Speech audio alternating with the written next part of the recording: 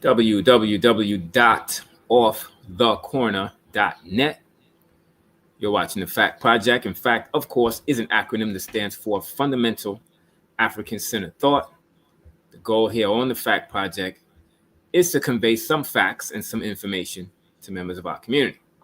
Today is the Agyei Tyehimba edition of the Fact Project, and we have Brother Agyei Tyehimba joining us live. Peace, Brother Agyei. Thank you for joining us today, brother. Peace, Brother Rod. Always an honor to be here, man.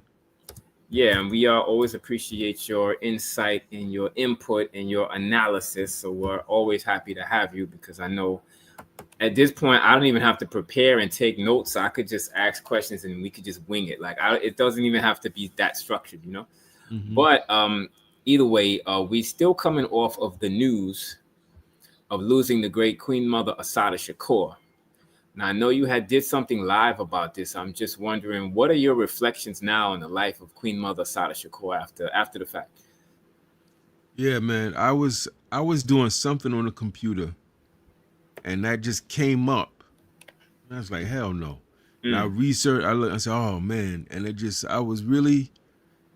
it's like you can hear the news of people's death, and they occupy different real estate in your brain.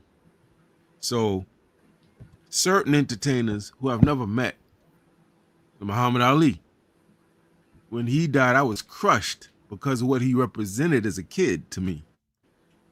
Other than my father, he was like that dude, you know? So him, believe it or not, the brother that played Theo, Malcolm Jamal Warner, meant something to me in high school and in college. He was a decent dude. He wasn't getting in trouble, wasn't bothering nobody. You know, a lot of the brothers could relate to him. And then when Assata, man, that hurt, bro. That was like my auntie died. I never met Assata. I met her through her work, her autobiography, Assata. And what she meant to me was kind of like your auntie that's down by law, as we say back in the day. Right. Black to the bone. And that's your auntie. And she's spoon-feeding you that wisdom and that consciousness. And it represented, just like when my Jegna Dr. James Turner died, just like when Jegna Khalid Muhammad died. These are people, when they die, it's like an era is dying. And that is the baby boomers, people born right after World War II, sometime around 45, 47-ish, who were our main Jegnas. Those are the people that middle-aged brothers and sisters looked up to. When we were 20, 15, those are the people who were then middle-aged that we were looking to. So when you seeing these people die, man, it's like, wow, that's my people. That's my elders, my family. You know, I did a live, bro. I broke down boo-hoo crying on that live. Wow. So yeah, she meant a lot to me. She and the good news is she lived to be almost 80 years old, 78 years old. And the white man was trying to destroy that woman. Yeah. Falsely blamed her for killing some state trooper in the New Jersey Turnpike. She couldn't have killed that trooper. All that came out. The hand that she shot, her shooting hand, the hand that she used, that clavicle was broken by a shot from the police. When your clavicle is broken, you can't even raise your arm. Right. You can't raise your arm at all. No gun residue in her hand, no gun residue in her clothing. So we know that's a lie. But they gave her life. And thankfully, we had a Black Liberation Army in existence that liberated her from that prison.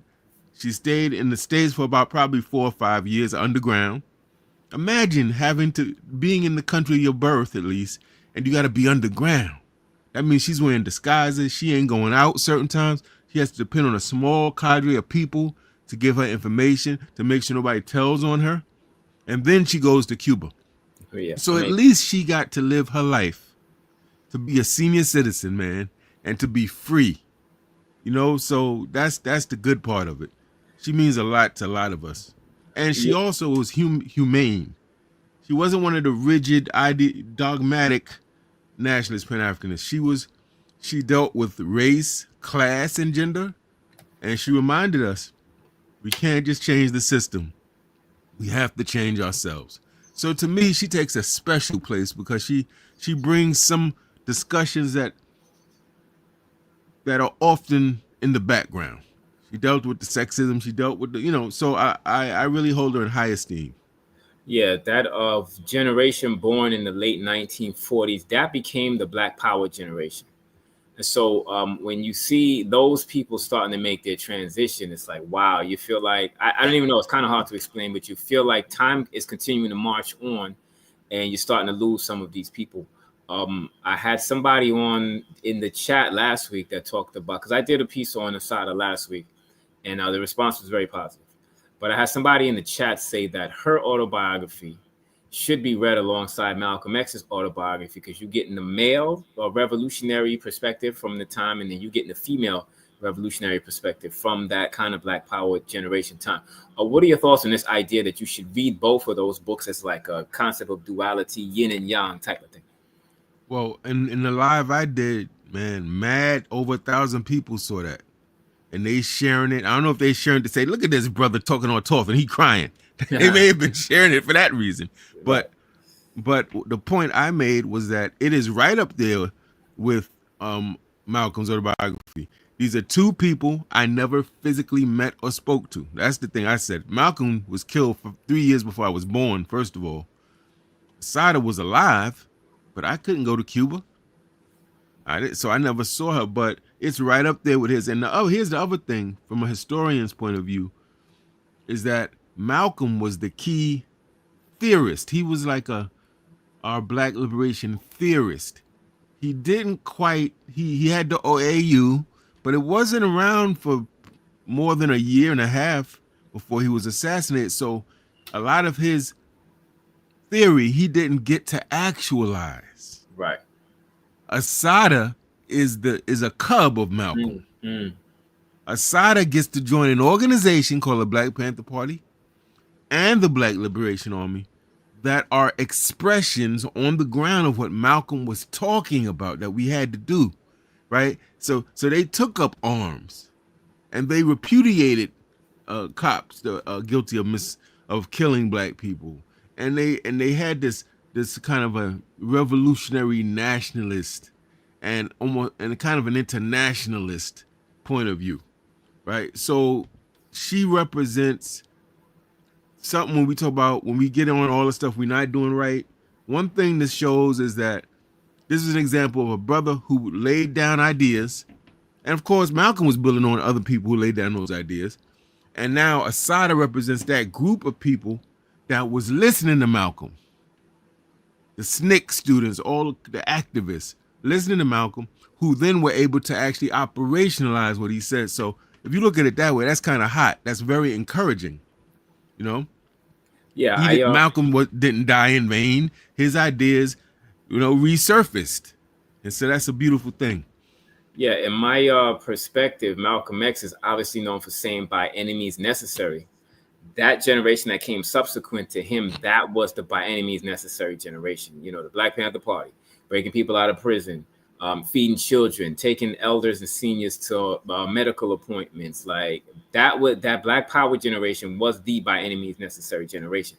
I think that by any means necessary kind of thought is waned a little bit, because a lot of us, I think, are trying to be more assimilationists as opposed to getting freedom by any means necessary. But you mentioned the Black Liberation Army. Now, PBS and the way history tells the story, they'll always tell you about the Black Panther Party, but they'll never tell you about the Black Liberation Army, which was a faction that broke off of the Black Panther Party. What can you tell us about the Black Liberation Army? Well, the Black Liberation Army was kind of a confederation of various Pan-African nationalist, revolutionary nationalist organizations. So the Panthers made up a large part, but you also had some RNA, some RAM members. There were other members in it. But the key was that they were an underground organization. You don't hear this a lot because,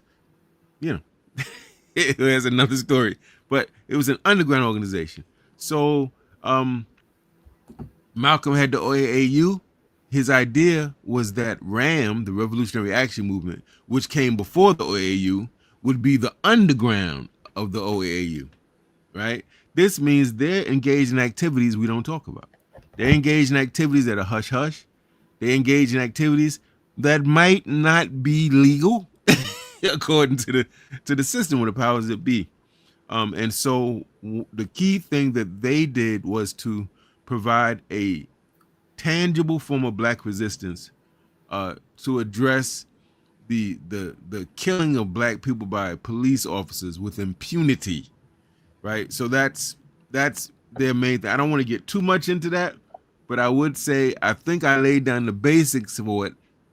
They shot back, and I think you should look that up. People watching this should look up Black Liberation Army. You got a few people that talk about it. Brother Daruba bin Wahad, Baba Daruba bin Wahad is one of the co-founders. You'll find him talking about it at Harlem Liberation School broadcast and another broadcast, Black Liberation Media with Jared Ball. And you'll also find a brother, I forget his formal full name, but they called him Blood. He passed, but he talks a lot about the Black Liberation Army. So there's definitely some stuff out there. And I want to say this, Assata Shakur, to her credit, in her autobiography, she does not talk about how she was liberated out of prison. I noticed that. She does not. She doesn't give that up because she was smart enough to know. Right. Unfortunately, this hurts me to say this, but sometimes our enemies read more about our history than we do, because they understand that they got to study us in order to defeat us. So she knew that white police people, intelligence agencies would be all up in her book, trying to find some answers, trying to get some clarity on how the BLA moved. And so she deliberately omitted certain information, knowing that the enemy's going to get his hands on this book and we don't want him to know. So it's kind of like what this says to us, family, is we got to have some creativity. We have to be innovative thinkers. We got to connect the dots. She's not going to write a manual. This is how I broke out of jail. So she's depending on what? Our intelligence and our adaptability to be able to figure out how they did certain things. Let's put it that way. Yeah, when I read the book for the first time, it was back in the 90s. I was reading because I was eagerly wanting to see how this was done. And then it gets to a certain point, and then the chapter ends, and you think the next chapter she's going to go into detail, and the next chapter she's in Cuba. So that piece is missing, right? Now, I'm learning now how it was done with the help of the Black Liberation Army. And here's the thing, and no one has mentioned this, Brother Agyei. Public Enemy did a record called Black Steel in the Hour of Chaos, where Chuck D gets arrested and goes to prison for refusing the draft.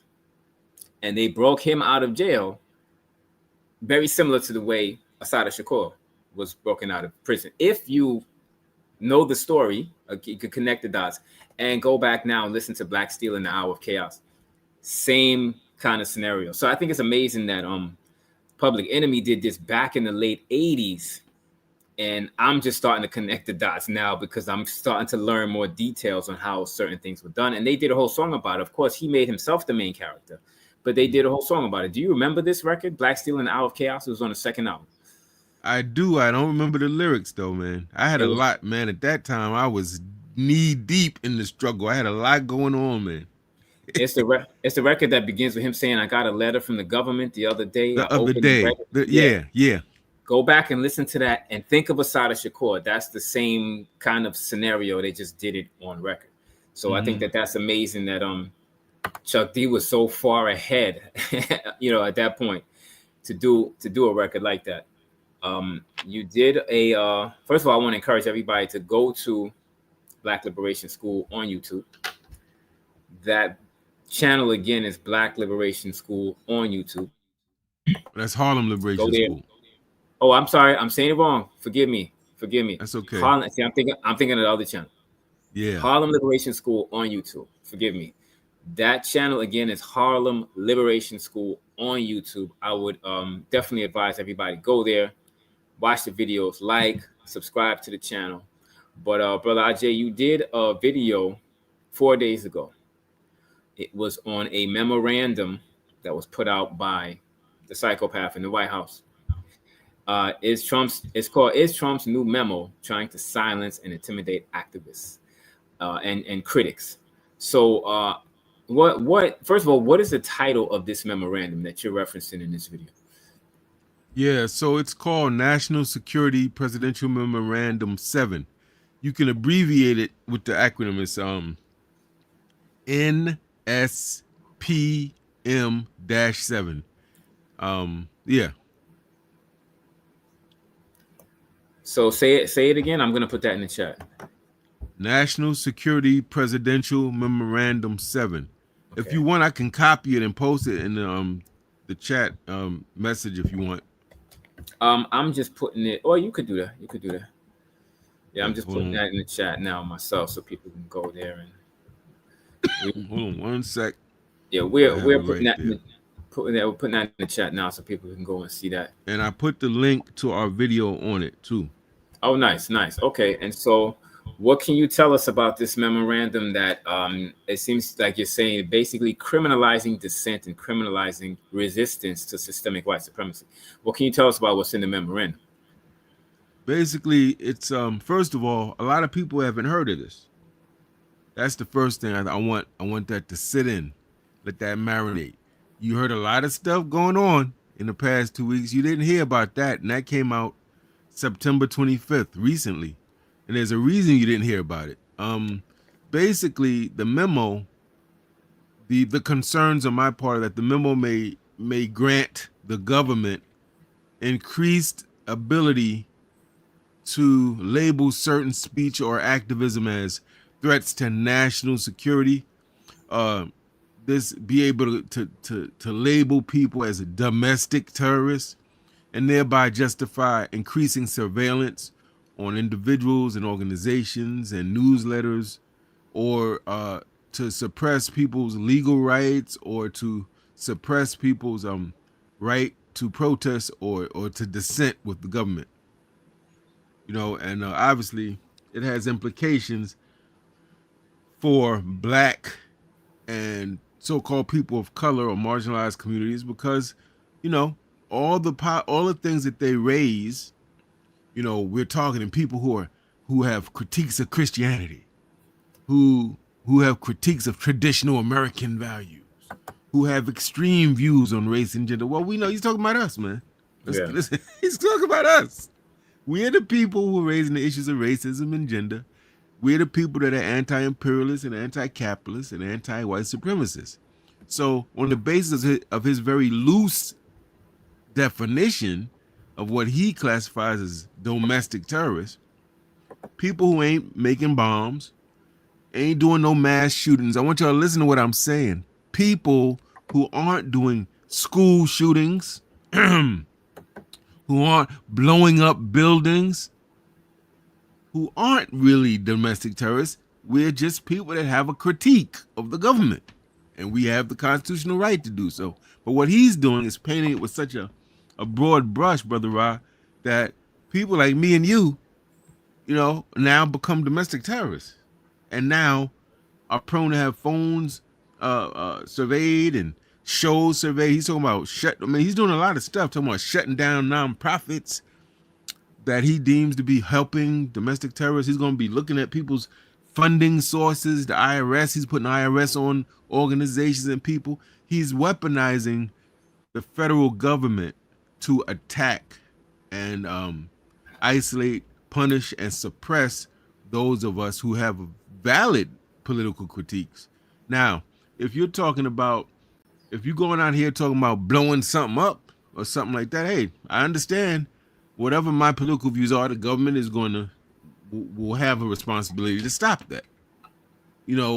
But if you're talking about we're going to organize and protest against police brutality, we're going to organize against these cable stations that are showing these backwards, ugly depictions of Black people, and now we're domestic terrorists. That's wrong. That's unethical and unconstitutional. And that's what this memo is trying to set up, a scenario where they can do that and get away with it.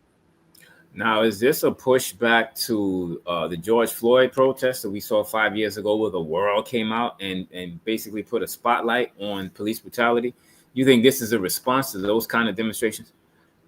I think it is, and in a larger sense, Brother Ra, I think it's So Trump is the face of a way of thinking, a way of life, a culture. He's the face of it.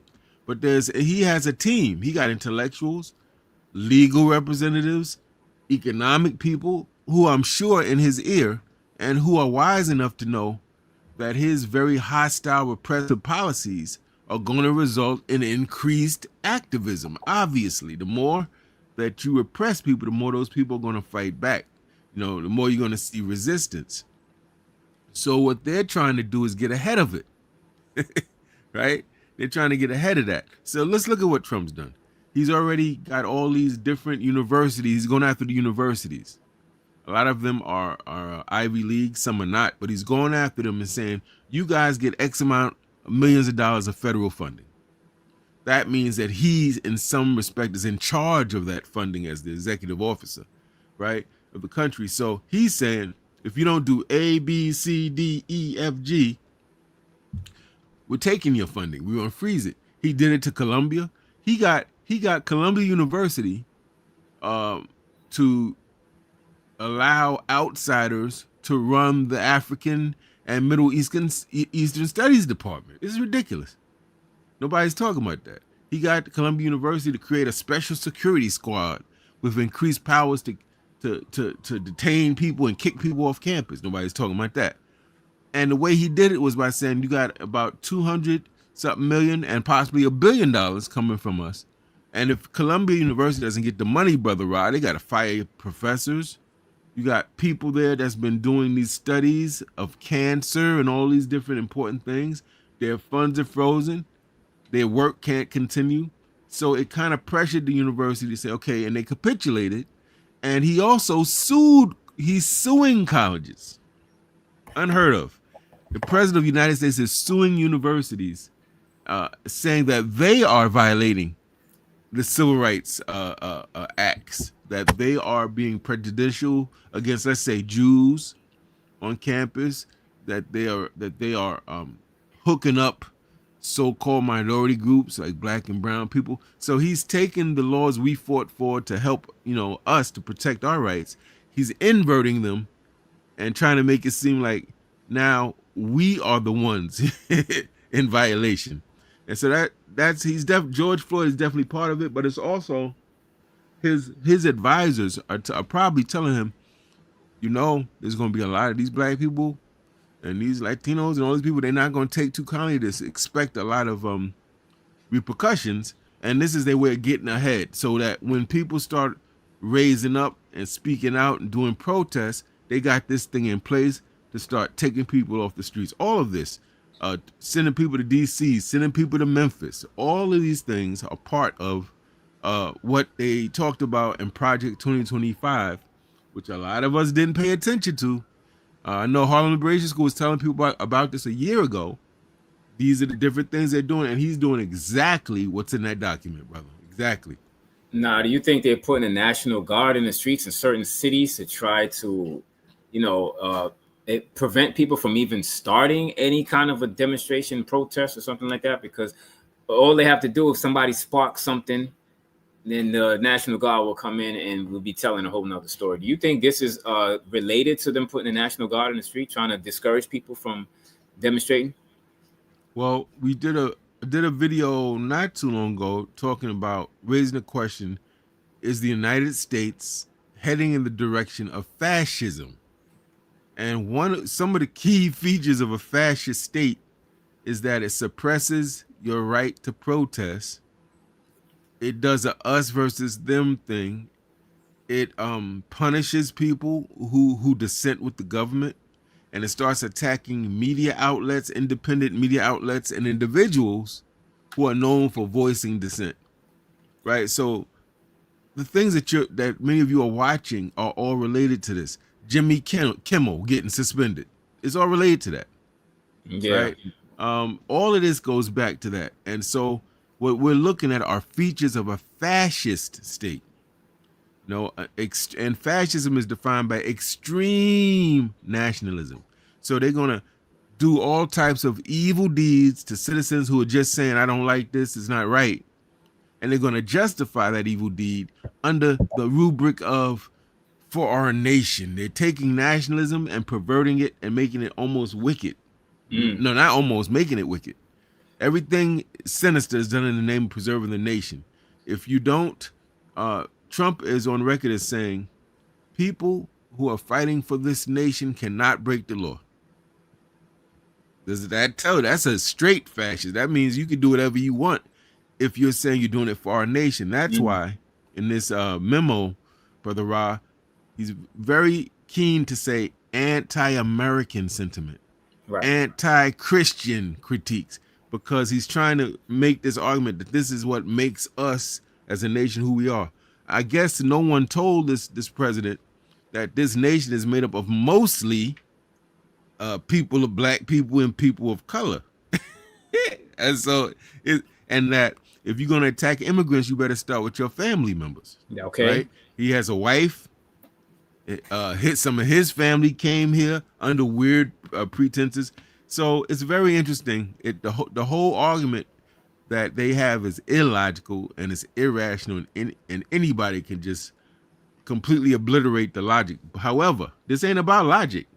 This is about one's ability to enforce what they believe in. That's what he's doing by nationalizing the National Guard to these cities. That's about creating fear. That's the other thing. Fascist governments use fear so that people don't even want to speak up. Right? Yeah. So that's what that's about. Messing with people in DC and in Memphis and all this. It's like, man, I don't want no parts of that. Kind of like when slave owners amputated the foot of a brother or sister that tried to run away and they caught him and did it in public so that the other enslaved Africans would say, I don't want to go through that. Yeah. So, what I think this is interesting. The early warning signs of fascism. One of them is powerful and continuing nationalism. That really means white nationalism in this case. Number two is disdain for human rights. And number three alludes to something that you just mentioned, identification of enemies as a unifying cause. What are they saying? The immigrants are coming across the border. They're invading our country. Black people are out of control. So we heard a while back FBI create this bogus Black identity extremist designation in light of the fact that you will never hear in white-owned media the expression white domestic terrorists, despite the fact that a lot of these white supremacist militia groups terrorize Black people every day. You know, despite the fact that a lot of these white militia groups are involved in police killings. They kill more police than Black people ever will. But you never hear the expression white domestic terrorists.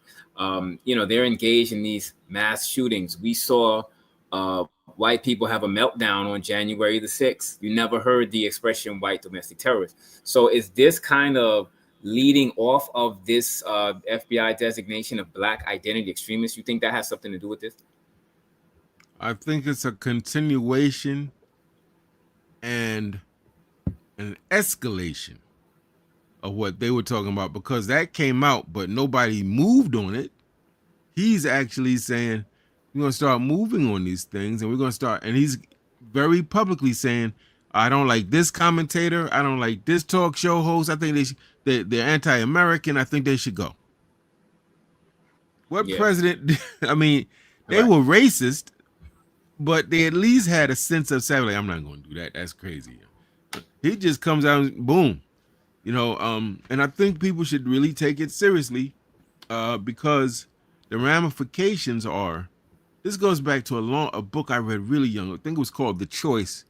I think the brother's name was Samuel Yette, Yette, and he was talking about concentration camps and all these things they were trying to do. Look at your thumbprint and identify who's a criminal and all these crazy stuff that fascist regimes do. So if you look at in Nazi Germany, they was big on eugenics, and guess who they learned it from? The United States. That's right. Right. So eugenics, this idea we're going to try to determine, you know, who's a criminal, who's a sexual deviant, all this stuff. It all ties into that. So this goes, I want people watching to understand it looks a little new. The way he's doing it is crass for sure. Some would say ignorant for sure, but it is really nothing new. It harkens back to a long time ago. This is just another attempt to stigmatize certain groups of people who irritate him, who he has no love for and wants to eliminate one way or the other. Yeah, another of early warning sign of fascism is obsession with national security. Isn't that always the thing? There's some national threat. Like they said, the Black Panther Party was the greatest threat to national security. That's always the thing that draws people in. And Yeah, you have that's some of that. these. Go ahead. I'm sorry. No, I was going to say you have some of these people that vote on, like one of these single issue voters that vote on this idea of the immigrants are coming or we have to do something to defend the nation. It's always an obsession with national security. So just putting that out there. What are your thoughts on this idea of obsession with national security? Yeah, that's what I referred to when I said that one of the things of the features of fascism is that it's this thing of being a patriot, protecting the nation, and that comes in a lot of forms. Strangely enough, this is why more than ever, Black people, we have to be critical thinkers. We have to know how to see, recognize propaganda, and know what is exaggerated and what is actual facts. Because when you do the study, you realize, you know, most Black people are weren't the recipients of so-called welfare benefits. More white people were, but the way they frame it, I remember growing up and they called it the welfare queens, referring to sisters that were receiving benefits. And then, and even if we were the largest recipient of food stamps and Medicaid and all these things, guess what?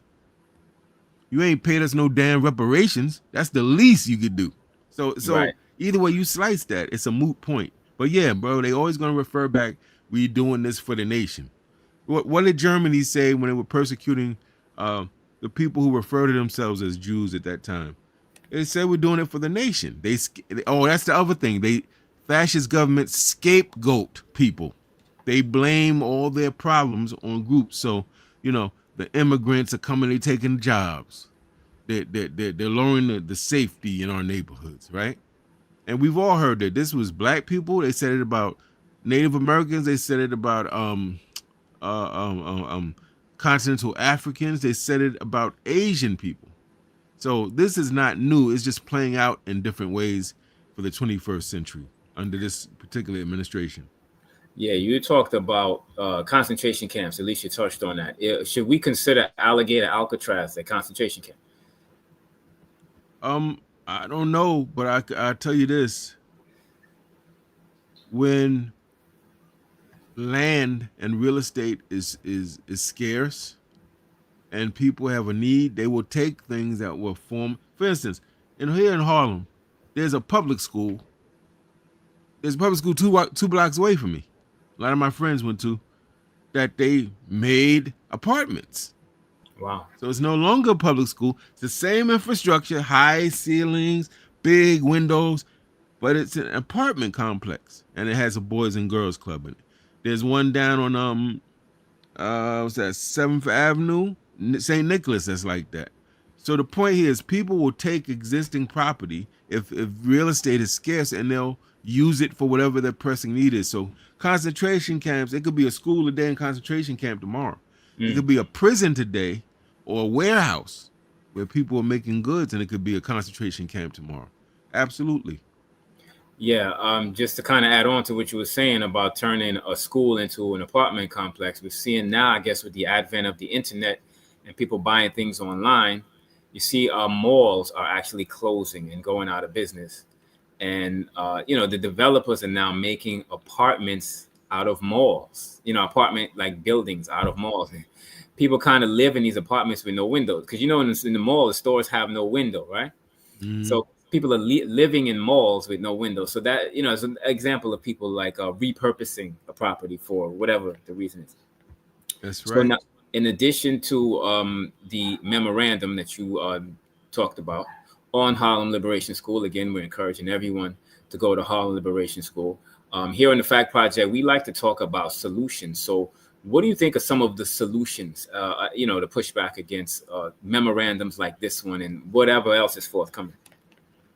Well, certainly the things that always have worked for our people have been community grassroots organizing, building independent Black institutions and organizations, radical journalism and radical scholarship, and things of that nature, we need to, everybody who has a podcast, a vlog, a pod, whatever you want to call it, on social media, needs to be alerting people to this memo, but not just sharing it. This happens a lot on Facebook. People share it with no commentary and that's it, and they leave it to people's own devices. We when we talk about this, we should let people know this is a direct attack on our right and ability to voice dissent with the government, to be critical of the government, which is, by the way, covered in the First Amendment.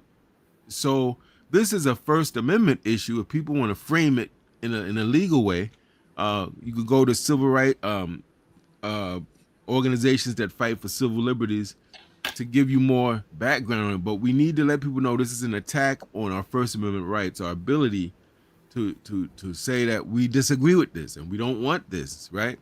That's one of the first things to go. That's always the first thing to go when people are moving in the direction of a dictatorship, of a fascist government. So this should raise everyone's eyebrows.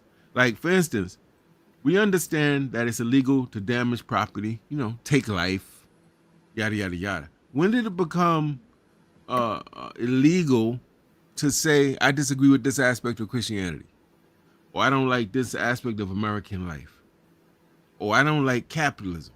When did that become illegal? See, that's what he's trying to do. He's trying to make that association.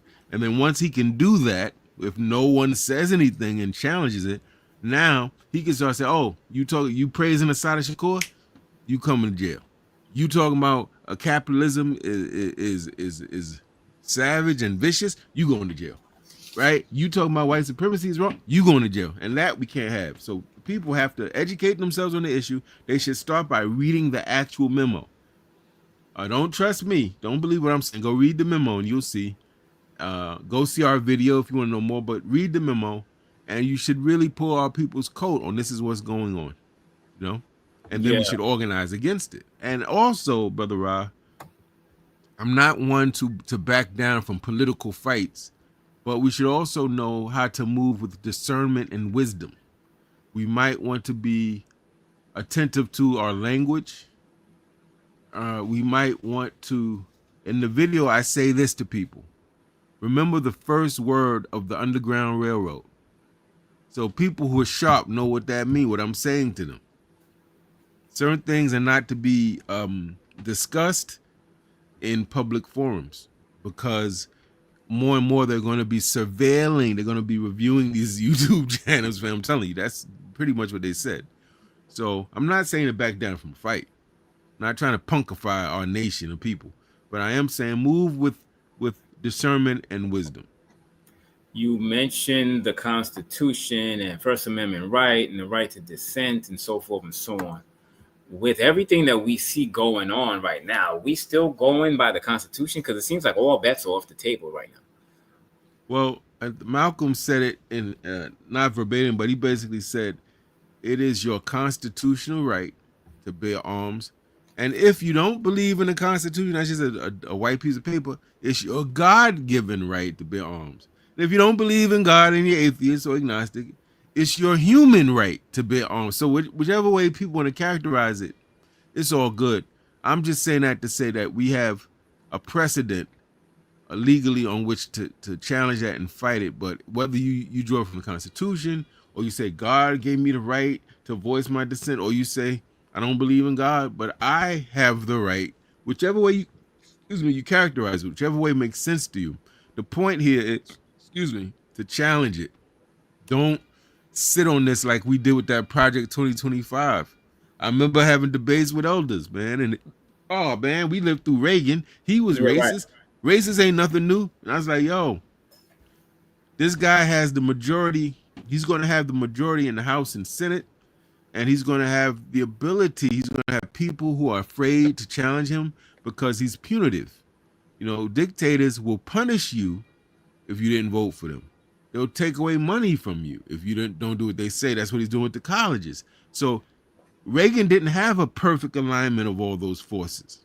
And what Reagan had was black people like us all up in that, protesting, going hard body back in the 80s. That don't exist today. So the climate is perfect for Donald Trump to get away with these things. People didn't listen to us. We told them, nah, don't compare him to Reagan. He's going to have a situation Reagan didn't have. And there was no black president yet either when Reagan was. So there's a backlash against Obama. It's a lot of white people feeling not only did the South lose the Civil War, but now we got this, you know what, as the president. So there's a lot of white vitriol going on, family. And Trump is riding that wave. So I just say it's very important when people are telling us these things, we better take them very seriously. Don't go into paranoid mode and get frazzled, but be like, word, let me go research that. And once you know it, spread it. And once you spread it, organize around it. And come up, we're all intelligent here. Come up with your own ways of dealing with it. But we cannot just sit down and ignore it. I can tell you that. Yeah, so you make an excellent point. A lot of this is the MAGA movement is a backlash to America not only having a black president, but a black vice president under Joe Biden. We can't forget that. So now you're saying a lot of our people, when you try to alert them, they might write you off as an alarmist and they trivialize it. Do you think they trivialize it because they think, it can't happen here, or that's something that might have occurred in the history somewhere? Like, why do people trivialize it? Are they misguided? Are they small-minded? Why they trivialize it the way they do? I think, man, a lot of it goes back to our lack of knowledge. You know, when paranoia is kind of like when you have an irrational fear that something or someone, some boogeyman is trying to do something to you. But if I'm sitting here at this podcast and somebody comes and has a gun to my head like this, that my reaction isn't paranoia. I'm reacting to a very real threat. But let's say you're disconnected from your history. You have no historical memory. To you, you don't know that we're talking about the descendants of a people who snatched people from their motherland family and justified it, brought them to another land where they sexually abused men and women. Nobody talks about that. Men and women. Displaced children from their families, treated us like property, hunted down Harriet Tubman, put a bounty on her head because she was a thief. What do you mean thief, Agyei? She was seen as stealing property from white folk, right? These are the descendants of the people that fought a whole war. That, let's say, I'm not down with, I'm leaving America. Listen to me. States that left the Union of the United States and formed their own government with their own military and their own currency because they refused to acknowledge black people as being human beings because they wanted to keep enslavement. These are the descendants of the people that was knowing that black men in Tuskegee had syphilis, telling them, oh, be in our program, we want to study, we're going to help you, knew they had syphilis and didn't treat them even once they found that penicillin was the cure. They let them die, right? In syphilis, you get crippled, you go insane, They let them die, right? I can keep going. This is the country, the descendants, where the people doing medical experiments on us. There's a whole book. Read Medical Apartheid. There's books on this stuff, right? So once you know that, you should not, when somebody says, yo, they're going to do A, B, and C, you should be able to make that connection quickly because you should know, well, they did it then. So what would stop them from doing it now, especially since we had the black president, the black vice president, all these black millionaires, black billionaires. You're gonna see them attacking black millionaires and billionaires. Don't we see that? Not saying some of them don't deserve to be critiqued, like maybe Diddy and different people, but you're gonna see Cosby. You're gonna see them going after black people who doing it. That's partly psychological. So they're like, damn, they're attacking our so-called best and brightest. You're going to see it more and more. You're going to see more racial attacks, not from just police, but from white vigilantes, white citizens who are not in law enforcement, who we saw it in the 80s with Michael Griffin, Eleanor Bumpers. You're going to see all of that resurging. This is predicted. I could say this like I could say the sun is hot because I know the history. So if you know the history, you can see patterns, right? Yeah. And so what we're talking about are some of the patterns that I'm kind of referring to right now. But Yeah. that's why they don't believe, Brother Rod. They don't know the history. That's right. That's right.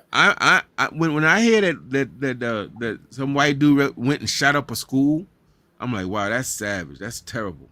But I know because there was a white man that shot up University of Houston, and that's what I think it was Spike Lee and no, who did Higher Learning was based on that movie Higher Learning, right? Yeah, so I know the history. Yeah, this ain't new. White people been doing that for a minute, right? right?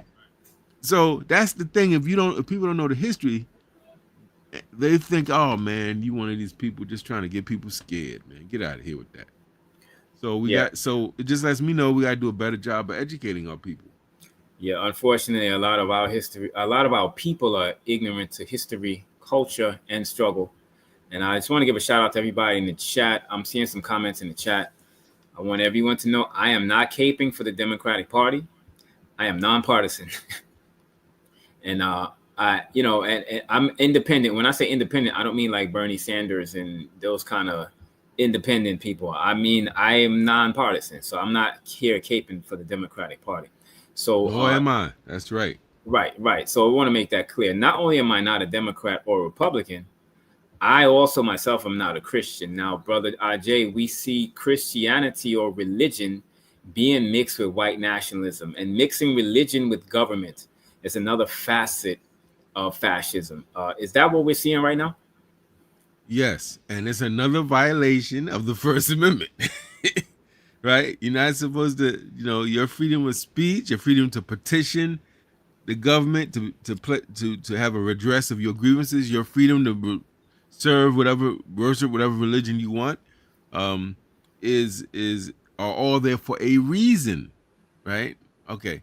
Now, the thing with religion, this is one of the silly things. This is what I mean by white supremacy is very irrational.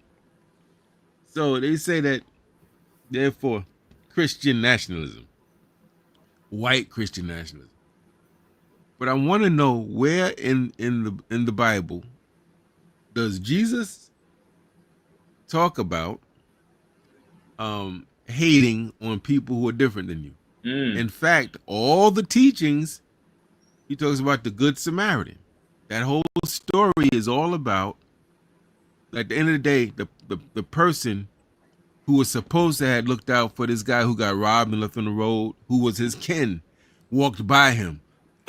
but a person who's from a rival part of town took care of him. And he's trying to teach people, don't get too caught up in difference like that.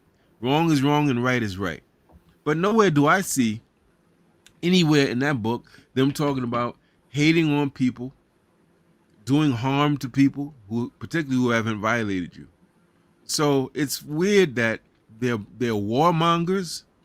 They're going to countries, bombing them, taking their mineral resources, putting up puppet governments in other places so they could have remote control leadership and ownership of different African and African descendant nations and people. And they're quoting, and they say they're Christian. I'm trying to figure out what book are they going by. That's all I want to know. There's nothing in there that comes from a Christian point of view. And this is coming from a brother that grew up in the Christian Baptist church, was all involved in the church, and who disavows 98% of what it is represented to be. I disavow it because a lot of our people innocently cling to religion to have direction and hope and have guidance, and were taught by generations of parents and their parents and their parents, and they don't know that the people who taught them that did it to colonize them, and that the people who taught them that went to Kemet. That's right.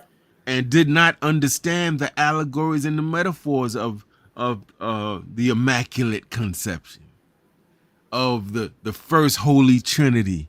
They didn't have the key to decode the allegories, so these numbskulls took it literally and taught all our people that man actually came up was killed, came back up, and not understand. No, no, no, no. That is teaching you a higher spiritual truth, right? It's not meaning literally. So you're learning from people who didn't understand it themselves, and that's just the truth. Because Yeah, most black Christians are not out here hurting nobody. I want to be clear on that. They ain't caught. They ain't trying to hurt nobody. They just may be. They're misdirected. But guess what?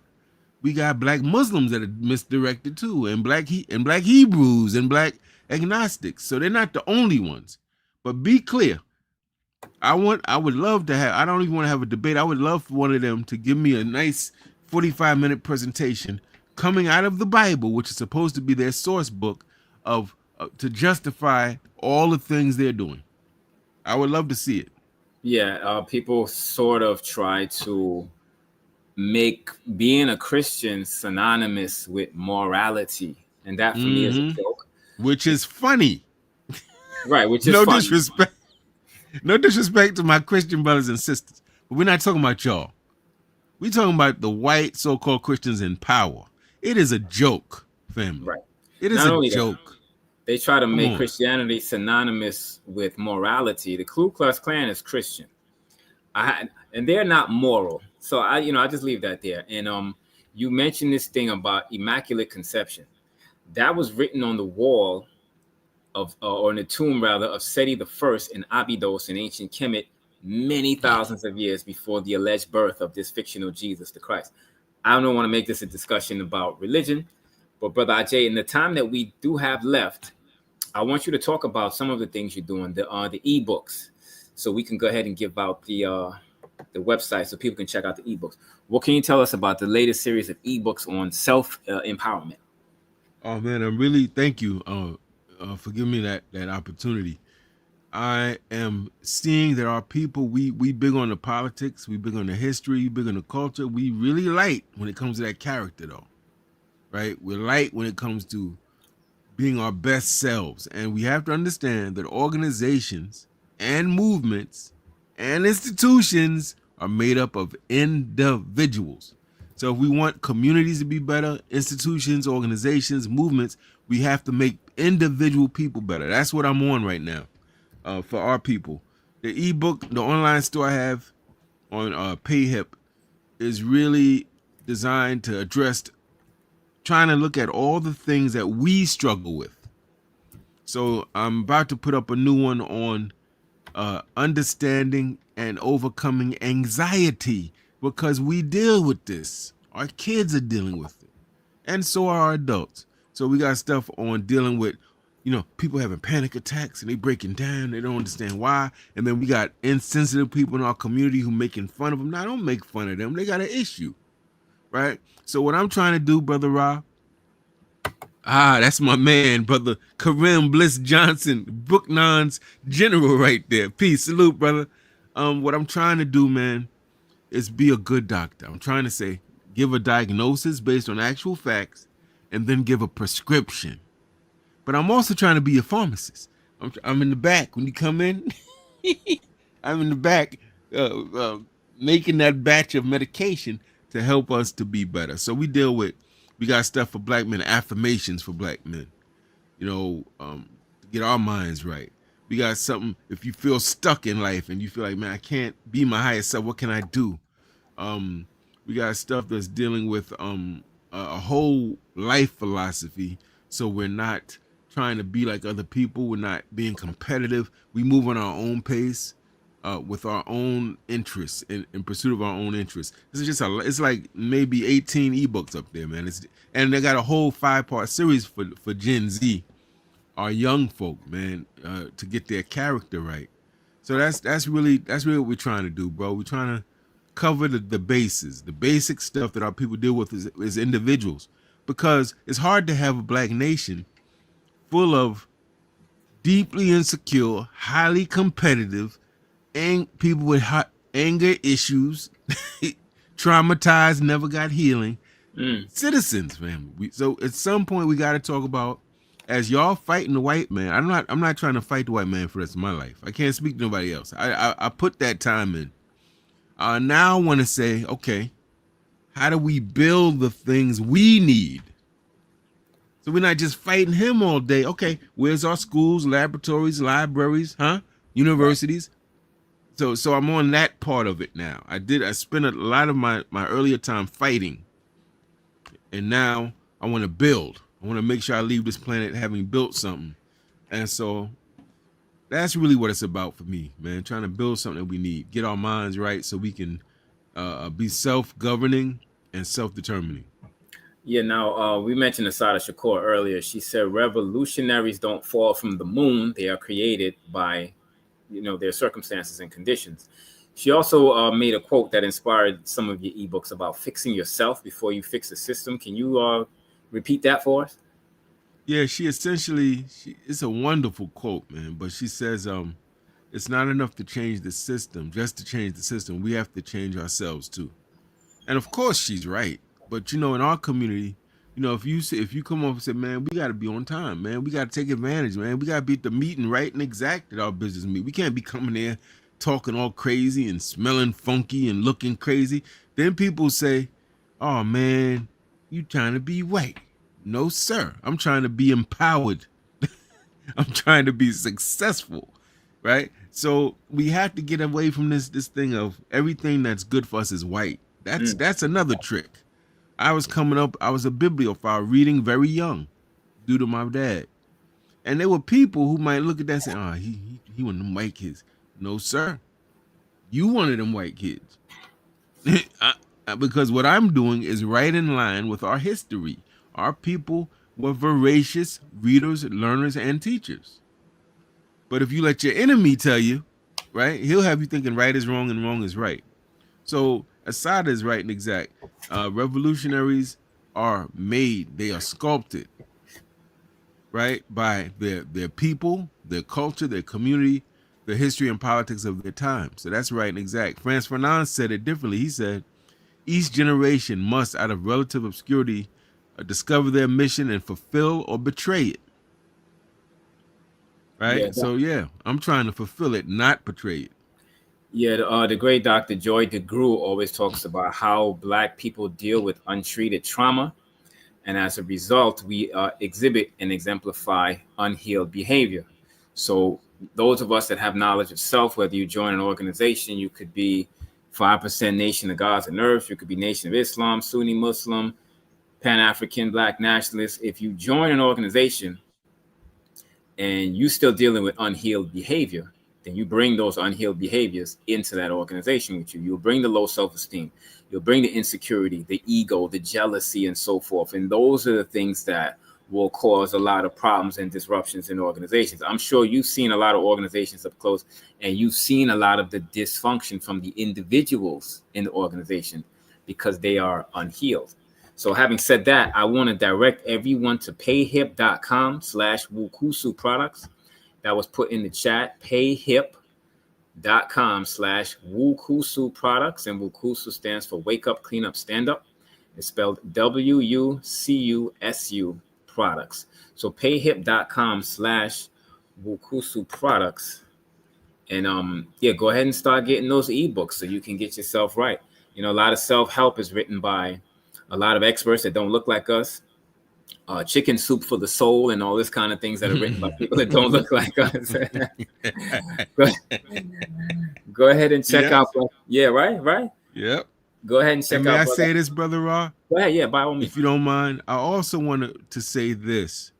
I'm putting myself out there. I'm pivoting at this point in my career. I'm going from the classroom teacher and the person that helped create an actual middle school 25 years ago. I'm moving in a different direction. Now I'm an empowerment coach.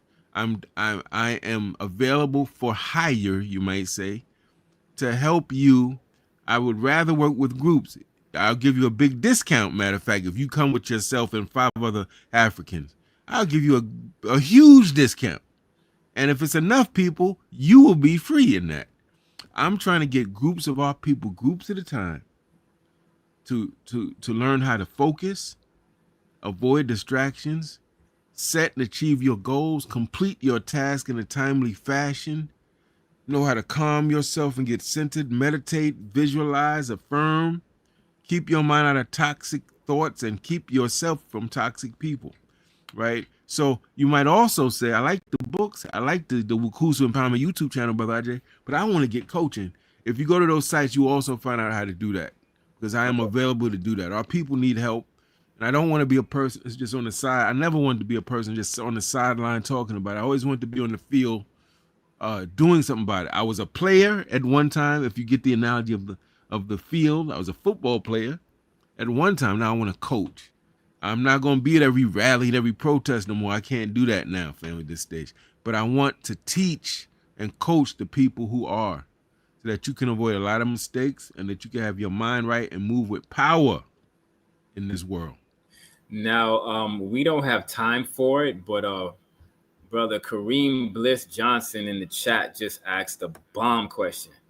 How does one heal behavior that one does not know is problematic? we don't have time to get into that, but maybe next time when we come And you back. know what? But real quick, Brother Blitz, we spoken a little bit indirectly when we said, Brother Ross said, well, why don't people believe that this stuff is happening when you telling them about Project 2025 and America's becoming fascist? And I said, because they don't know the history. If they knew what America has done, this stuff you see is chicken noodle soup. If you could take a people, put them in chains, take them across the sea and enslave them and have sex with them, but you call them animals, you can do anything. But if you don't know the history, you think somebody's crazy. So it kind of speaks to what Blitz raised.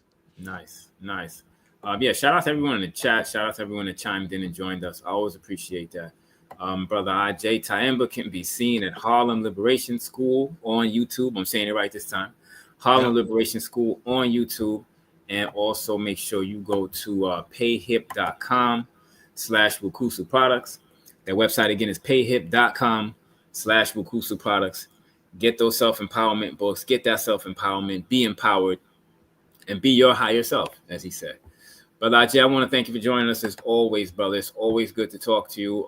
Information you convey is always on point, is on time. And I'm seeing from the reaction in the chat that I'm not the only one that feels that way about your presentations here on the Fact Project. So I want to thank you once again for joining us again this month, brother. Peace. Thank y'all, man. I'm fulfilling my divine assignment, family. Yes, I sir. feel good to know that it's being received well. Many thanks to you all that watch.